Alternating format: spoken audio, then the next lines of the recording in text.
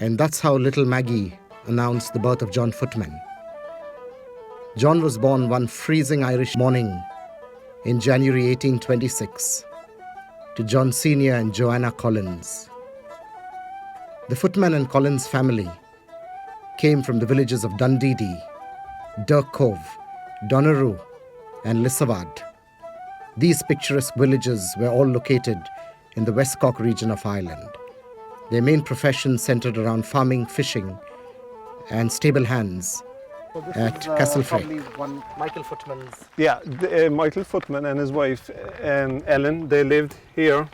The census in 1901 shows them living here, and it's believed they had a shop here which they rented from a Patrick O'Driscoll. But they also earned a bit of a living. The ships coming to Britain from America would pass very close to the coast here, and they would go out on Sunday mornings in their small boats, taking out food and bartering the food with goods from the ships.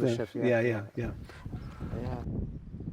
And before the famine, there was 800 people living here. Wow. But there was so many people died with the famine and emigrated. By the 1900s, the population was going way down. My ancestor, my great-grandmother Agnes Footman, her granduncle. This was her granduncle's house, so it's highly emotional that, one part of my family, the roots, actually come from the land over here.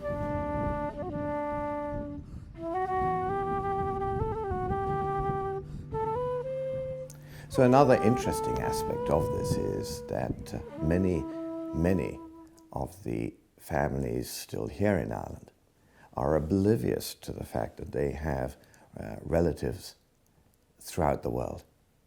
And in the case of John Footman,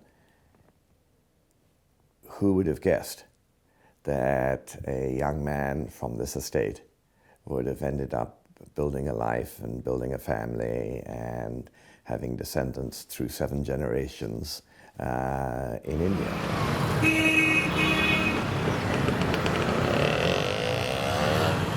So it would be very unusual to go to India.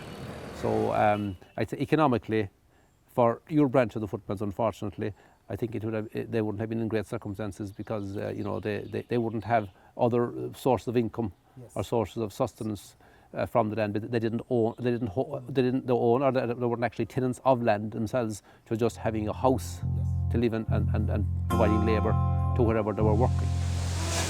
John's ship, the Kent, landed one hot, humid August afternoon on the shores of the Marina Beach in Madras.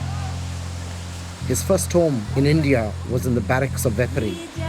Vepri was an army cantonment suburb in Madras. Today, John's descendants, the Footmans, are scattered all over the world. An interesting aspect to your research on John Footman's journey and the factors around his arrival in India is the broader context of the impact upon the world of that mass emigration out from Ireland during the famine.